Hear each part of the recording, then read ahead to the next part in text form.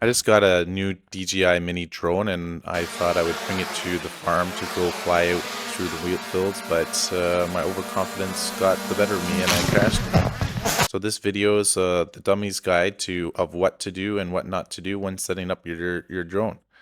So I first got this drone and I was pretty impressed with the quality of the controller and things like that. First, you can find the little knobs of the controller on the side. That was a kind of cool feature that could for the drone.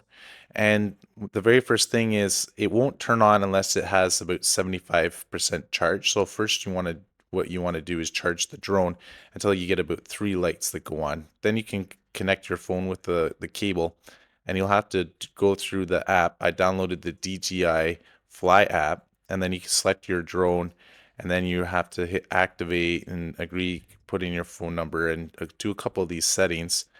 But after just going through that, I was able to confirm. And then you get this blue button that says go fly. And then you can click that.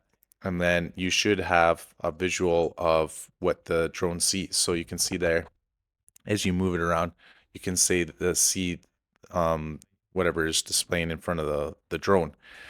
Now to open it up, the wings just fold out just like that. And then the front wings, they kind of fold down and then up like this. It took me a while, but to turn on, you do one button press, and then you hold it on for about 2 seconds, and that's the same for the controller. Press one button, and then hold it on, and then you'll hear it pair. To fly it, it was a little bit more tricky. You hold down both controllers to the middle, and then that will activate it to fly. When you first fly, you want to make Home sure you're point in open updated. space and that it says home point updated, because if you fly too far, you may lose the signal and it'll look like this. Your screen goes black and white, gives you that your heart may thump in your chest, and it will say that it's gonna come home. And so if you have the home point updated, it'll go exactly where you have it back home and you don't have to worry about losing your drone. So the best thing is to fly high, and that's kind of what I started when I was first flying. I just flew high over the village here, and that means that I'm not going to hit any wires and or cables or things like that. And the buildings are relatively not too high here on the farm, so I didn't have to fly too high. But when you're recording, if you do too much of the yaw or the rotation, it's kind of it doesn't look as good when you're showing the video. So that's just something to keep in mind. Is just use slow motion when you're turning. You can put it on the cinema mode. There's like sports mode in that, but mostly I kept it in normal mode and just flying straight.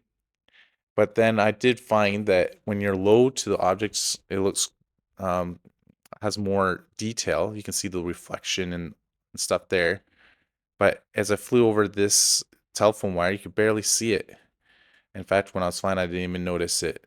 And then I was doing some low rooftop shots as well, getting a little bit more adventurous. I flew relatively slow over the buildings, but then when I was over the fields, my confidence level increased more, so I'd be gunning it as fast as I could.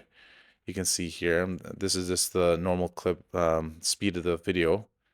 I'd go fast and then go up and over the buildings, being a little bit more risky than normal because I was more confident that I knew what was going on and that the homing button worked and all that.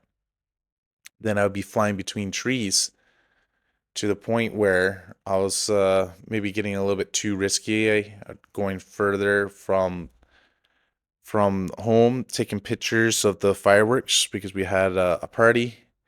So I was flying over top of the fireworks, thought that would look cool, and then I wanted to get a close down shot to get the like an opening scene of the location of the party here. So I was just flying over, and then I was still learning how to control it, and then I would go back, and then that's when I crashed the drone just flying over this field.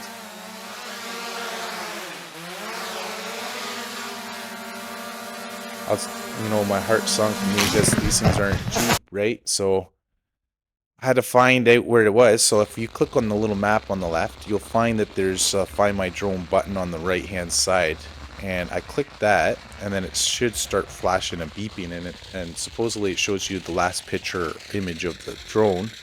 But the sound was able to help me more than the GPS. The GPS wasn't really accurate. I'm not too sure why, but I wasn't flying too far away, so I kind of knew where it was, and I could hear it beeping. So I got it, and it looked to be okay.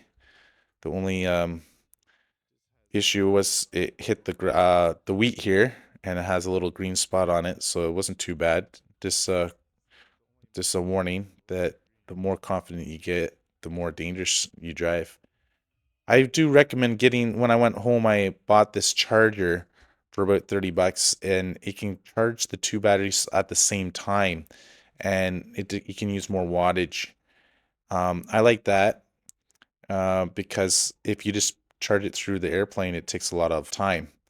And it'd be nice if DJI could actually insert the battery into the remote controller so that you wouldn't have to carry around the batteries, that you could just charge it, um, the controller, and then swap it out, the battery from the controller into the drone. That would be an interesting idea. So you don't have to always carry around um, an extra two batteries plus the controller, because the controller already has a battery, right? So why not make it so you could swap it in and out? Because I don't know how long it's going to last. I would like it to last a lot longer. So here's some more of the shots that I got when I was there. So you can enjoy, and I'll see you guys around in the next video.